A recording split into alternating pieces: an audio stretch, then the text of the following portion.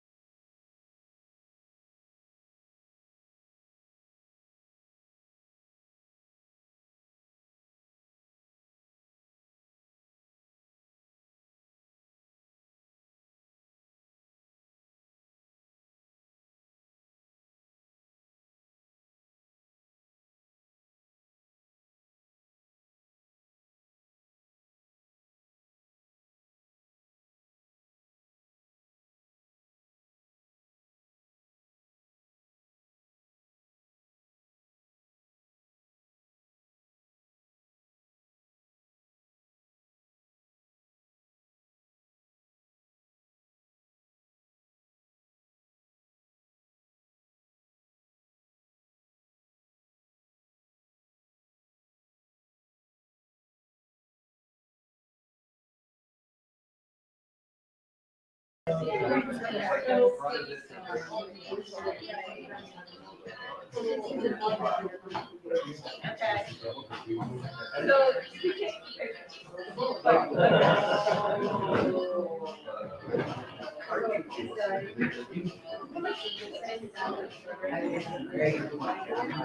hello. Thank you for joining us. Oh, I had music. I was like, who's playing that music? It's me. Hi, everyone. My name is Sarah Gansinger. I'm the education coordinator here at Center Photography at Woodstock, even though we're in Kingston, but that'll change soon. Hi, Richard. Change the name? Eventually, I mean, into something a little bit more appropriate, right? We're not really in Woodstock. It's a little confusing. And as many of you know, maybe know, we just purchased a building about a block and a half on Dedrick Street, and so we're really excited to in a few weeks we'll have a little bit more space for the artist talks and for all the other things, and we'll slowly move things over there one by one. But tonight you're here from Meet the Artist. This is our weekly artist talks with local and visiting artists. It's a really fun way to get to know the work that's being made in the region and who's living in the region making work. And also when we have an amazing photographer in town, we try to reel them in to speak here as well. So look out, we'll have hopefully our 10 artists and residents will be speaking this year, so it'll be exciting. But tonight we have two artists, Carmen Lizardo and Melanie Gonzalez. I'm going to read Carmen's bio because she's starting off first.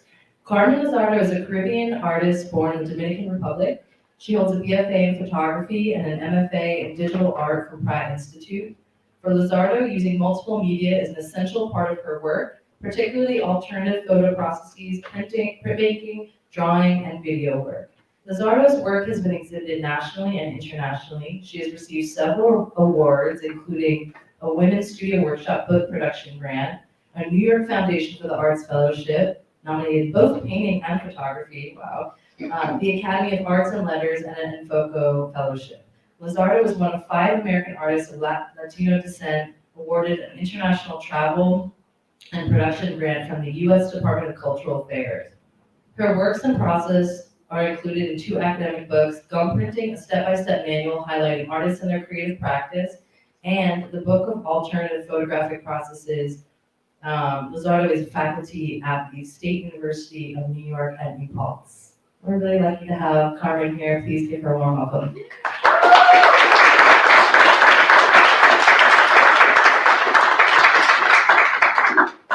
Hi everybody, I'm Carmen. I'm going to switch this a little bit. So I'm going to start, sorry. I have allergies. Sorry if I go like this a little. Just going to switch this right now.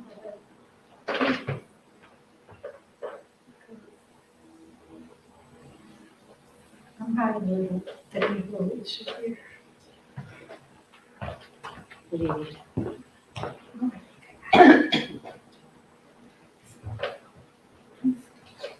I'll be nearby if you need. Okay, I'm gonna need your. I want to start speaking a little bit about myself and how I came to the United States because it wasn't a straight path for me. I was born in a small town in the Dominican Republic, and I came to the U.S. when I was 19 years old. I was studying computer science. That is my UCS degree, by the way, because I finished that. And I decided to go to art school. And the way I got myself into art school was I didn't know what to do after computer science left my life. And I heard that the Brooklyn Library were giving aptitude tests to see what you were good at. So I decided to go and take one. And gave me 3 choices, and they were art, art, and art. So, not knowing anything about art, my friend asked me to go to the Met. And I said, why would I go see a baseball team? But I got to the Met, and I went there every day think for 3 months. So it was 25 cents, they wouldn't wish. And I didn't tell my mom, I quit my job. And I just went there.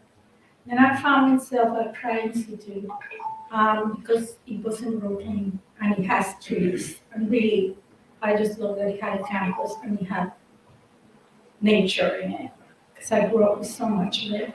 I found myself stumbling around in an office. It was called the Higher Education Opportunity Program Office, where I found a wonderful man that believed in me without me knowing anything. And I mean, I didn't know what a piece of charcoal was. I had no idea what that was. But I worked a lot and graduated with my degrees from there. That's how I found art. And I always felt that I hit the $1 million lottery because I wasn't meant, it wasn't a path in my life. It wasn't like I was prohibited from it. It's just that it was never around me and it wasn't an option growing up. But I'm going to talk to you about the work that I make now.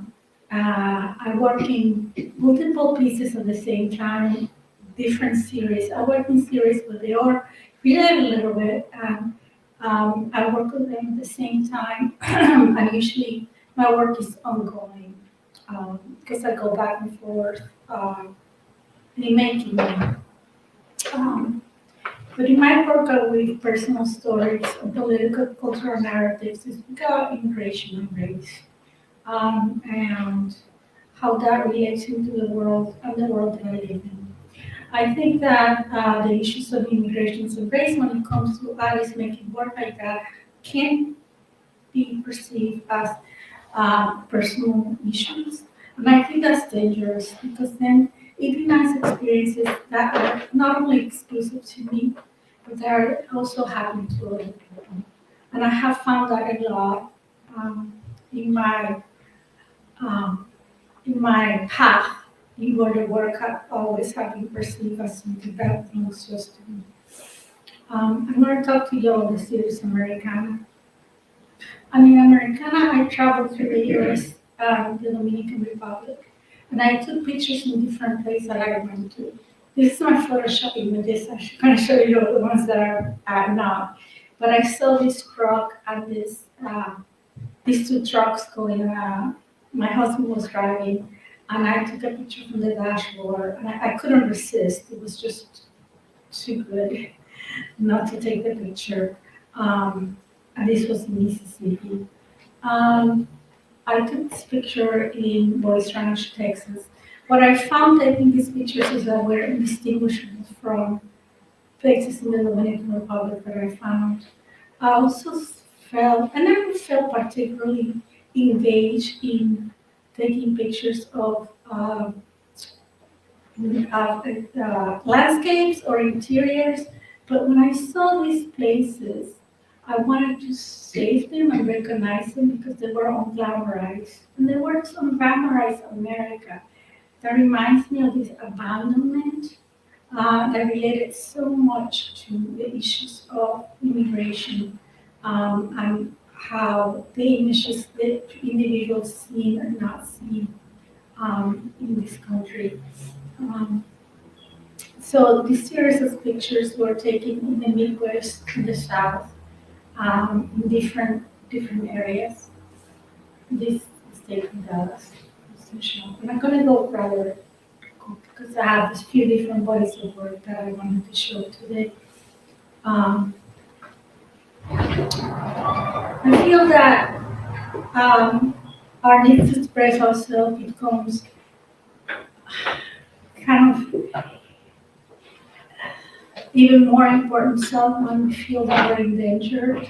Artists become more centered in finding a way of expressing themselves, and the need to express themselves becomes even greater.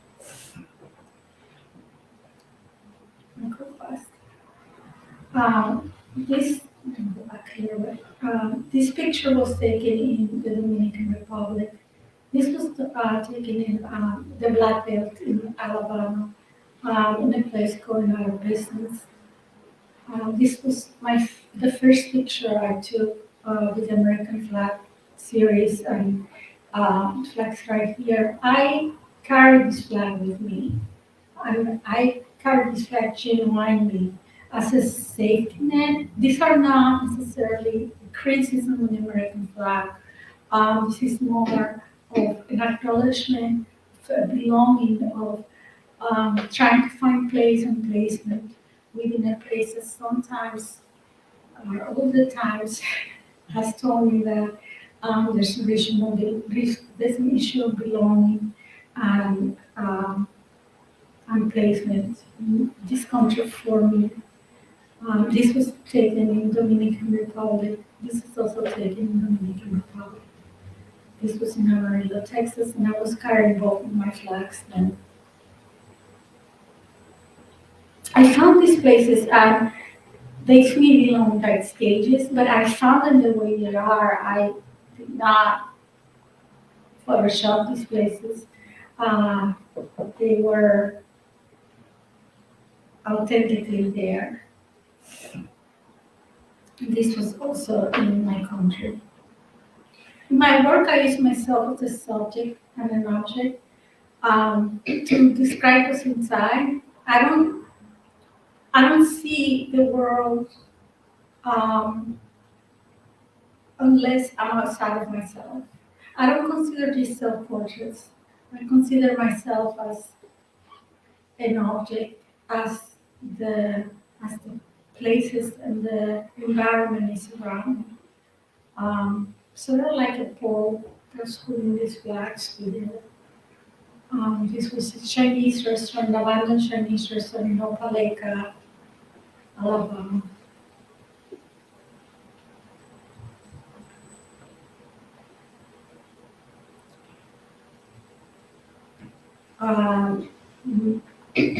I found that I really feel enamored by these beautiful images because I'm also a formalist.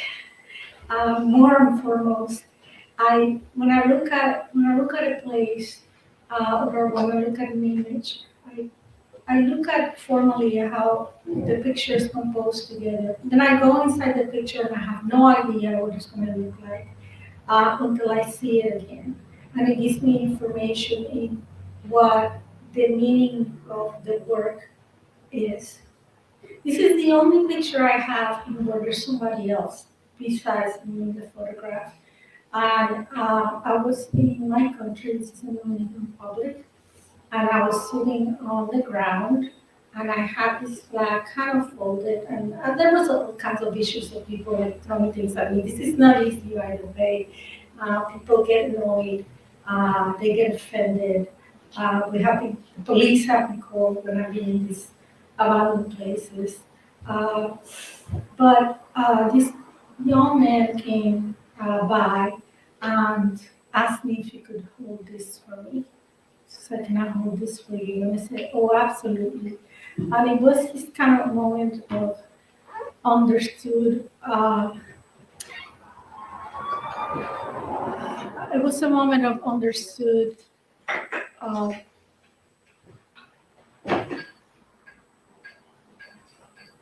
It's a moment of understood issues and understood sort of like this sense of abandonment, but also this sense of wanting to be present. And it was such a touching experience for me. I decided to include this picture on the scene.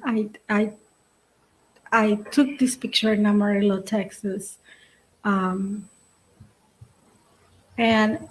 I wanted to show these portraits with earth because most of my work, as you can see, is performative. I really just react to what I see, and then I act on it. It's not planned. It's not. It may look planned, but it's not. It's really performative in the way I make this. This picture I took, I just saw some snow.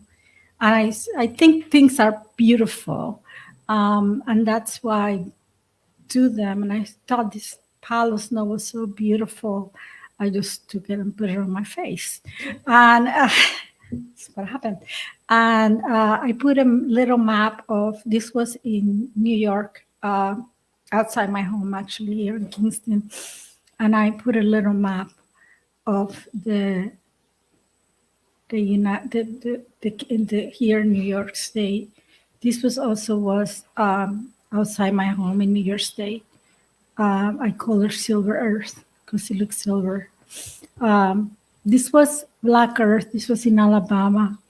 When I was taking pictures there, I saw this beautiful sort of muddy pile of dirt, and it was so dark. And what I found is that in taking these pictures, the elements of the earth looked like the place in which I was. This was in Oklahoma when I was there, and there was so red, and I just these big beautiful piles of them, and there's an interesting story behind this. I was giving an artist lecture, which made me very nervous. But I was giving a little lecture in a college there. And probably like an hour before the artist lecture, I saw this big, beautiful pile of dirt. And I decided I was just going to, for some reason,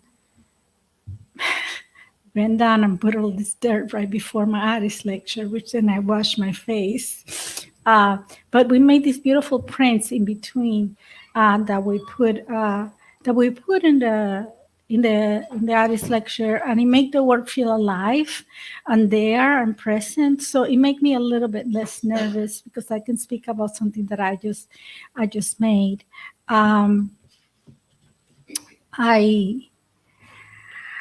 I feel that when making this work, I cross this boundary between myself as a centered person alone in my studio, thinking about the subject matter, to a wider space of thinking about the unglamorized America, the abandoned America, the one that we don't see, but also exists in this country as part of the history of this country.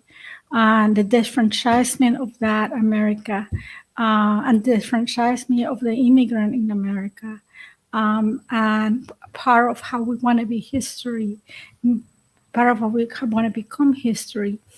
The history of the immigrant is very different because it doesn't come from a lineage. Although we can trace our direct lineage, it's more than that.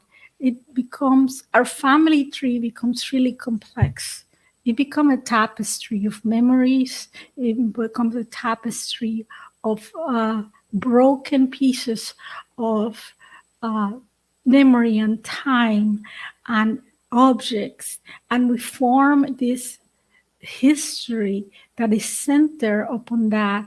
And it's mixed with the history of what we learn in this country, which completely erases that part of our historical narrative into the narrative of what it is, the center of what we learn. I'm going to try and be savvy.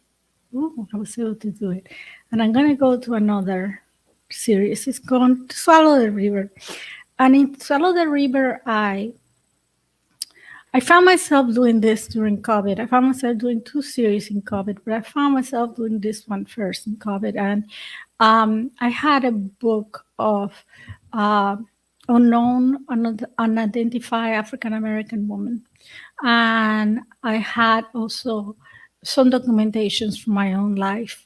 And I used documents and I used pictures from archives from the public library, particularly the National Public Library, to create images that represented these women. This is a picture that I took in the Dominican Republic, floating in the water. And we're still working on this one because it's quite large. It's about like 8 feet tall. I don't work small. I'm small, but I relate better to things that are my my height. So most of the work that I make I have myself in it are pretty large, about my size. So, but I'll some of these are self portraits, but most of them are not. This is self portrait, and this is silk boat that I printed just in top of my face, and it's pretty straightforward image. This is an image of my brother, and the way I work with these pictures is that they're very layered. I make very simple photocopies of the original because the originals of these women or my documents are so precious to me. And I float them in water, in gold leaf, in different materials, and folding them. I fold them and I photograph the moment in which you're moving. So these are very ephemeral. There's a lot of ephemeral qualities to this work, and I try to capture that ephemerality. Now, once they are captured, they're no longer ephemeral.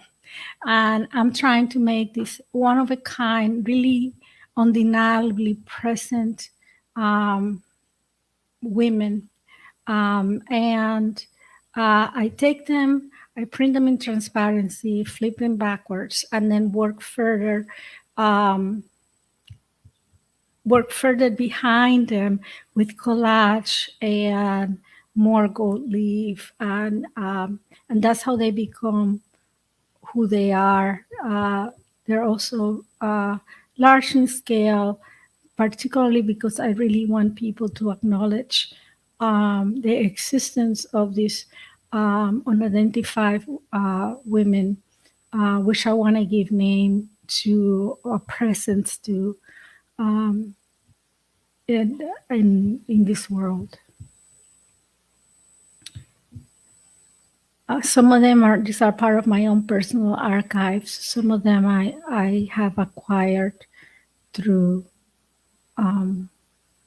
time. You can see here that I use glass. I can't keep the glass, but I can take a photograph of it and then work on it with colors and paints to create a more luminous image. I included some of them where the gold was more obvious, just so you guys can see what my process is.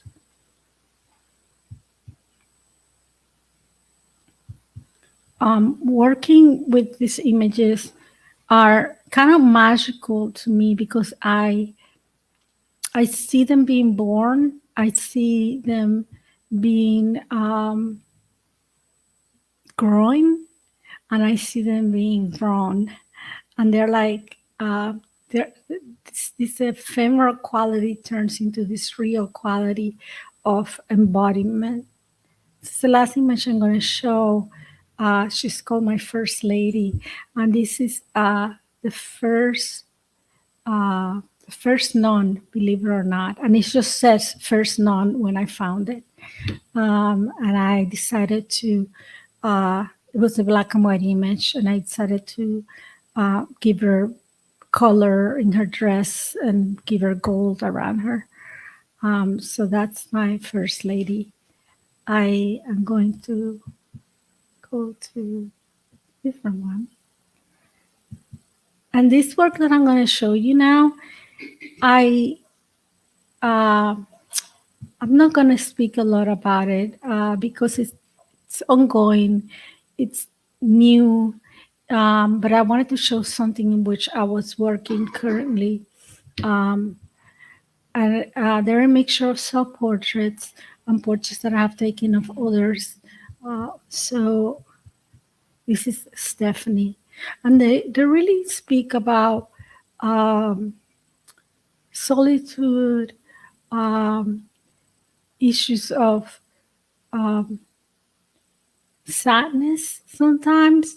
But I have to say that when I do take these pictures, I am not really posing for them. I am kind of having fun.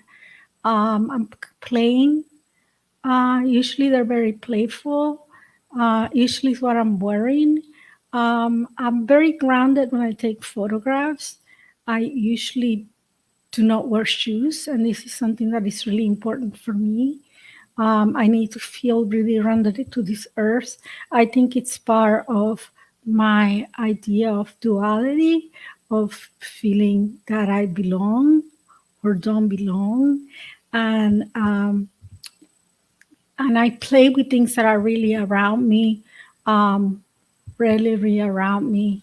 Um, for example, this picture, it was my face mask that I was taking off when I was playing with my kids.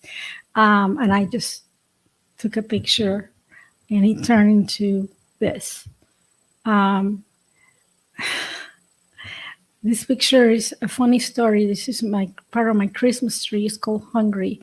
And I couldn't eat. There was a point where I couldn't eat. So I had a stomach problem.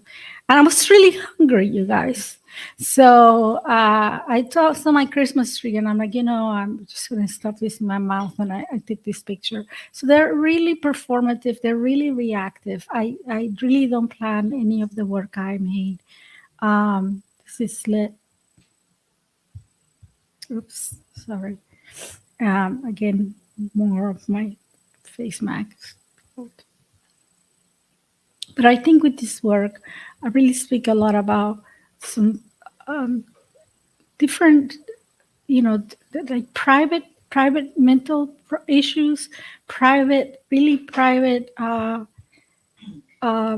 moments, although I'm not thinking about them. But then when I see them, because I don't see myself unless I'm sad of myself, I think I start thinking about what that means to me.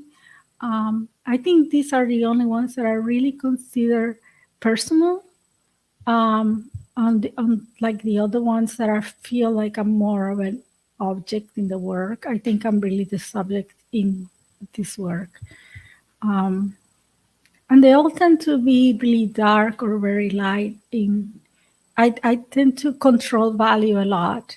I either go very middle gray or very light or very dark in my pictures because I think a lot like a painter. I think a lot about push and pull. I think about a lot about things that are a lot like drawing, probably because that's what I thought for 17 years. But that's how I relate to photography. I come from this photography background that is also a mixed media background. I deal a lot of alternative photographic processes like gum printing, calitypes, palladium, and some of these are gum prints, some of these are just digital prints. This happened to be a gum print. This is a gum print. I'm going to go back. And I address gum prints in different ways.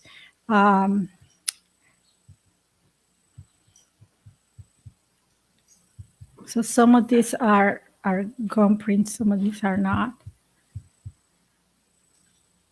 This is actually a photopolymer gravure.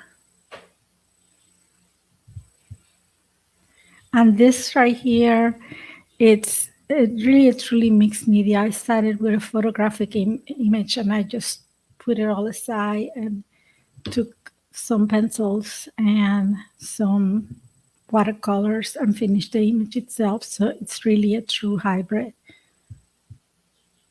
And this right here is my last picture. It's called Mommy's Face.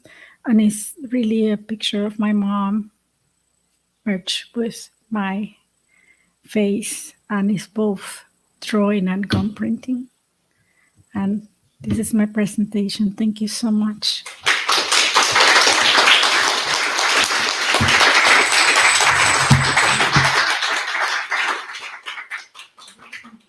Q&A, if anyone has any questions for Carmen? I do. Yeah, call them out. So, this was more of an observation than a question, but maybe you want to talk about this a little bit. Mhm. It seems as though there's, especially with these later ones, but also how you started with the ones with the flag, this idea of the element of chance and sort of letting the material do some of the work for you. Is that, I mean, it seems like an integral part of your work. Could you talk a little bit about like maybe how exciting that is for you, or that whole planning, magical, not planning? More than I get excited when I see, like particularly in American flag, I get excited when I see the space because I'm never interested in space or landscapes. So that excite me the light, the color, the formal, each is about what I see. And I said, I think to myself, I need to capture this light or this moment. But when I enter the picture, I become really numb. Um, it's really like an act of um, reverence for the space, but also my mind becomes very blank. So the space itself, the air, the way things smell.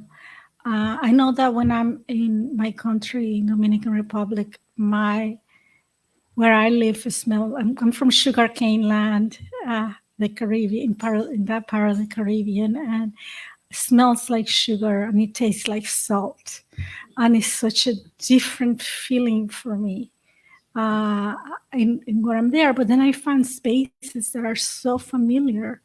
I've been living in this country for 30 years, probably longer than I lived in Dominican Republic.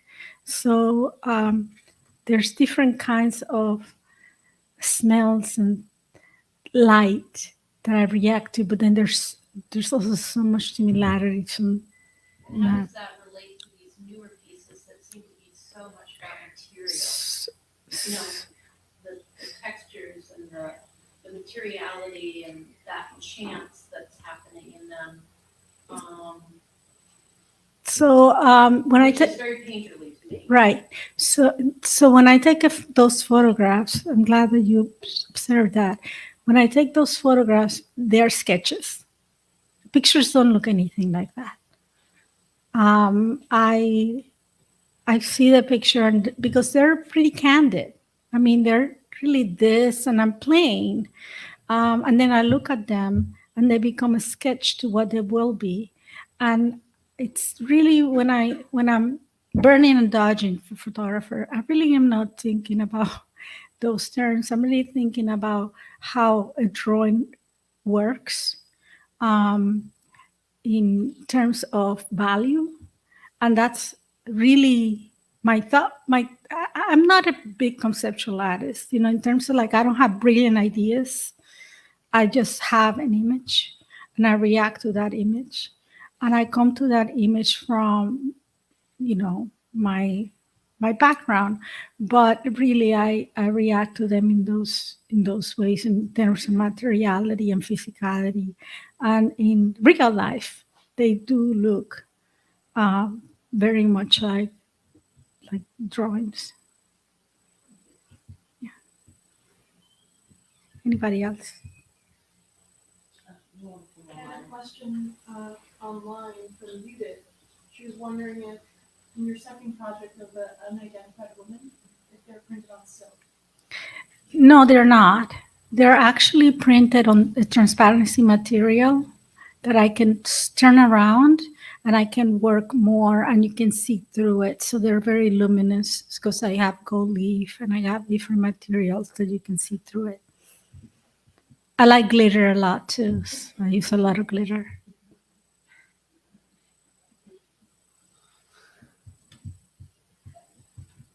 Any other questions for Carmen? Thank you so much.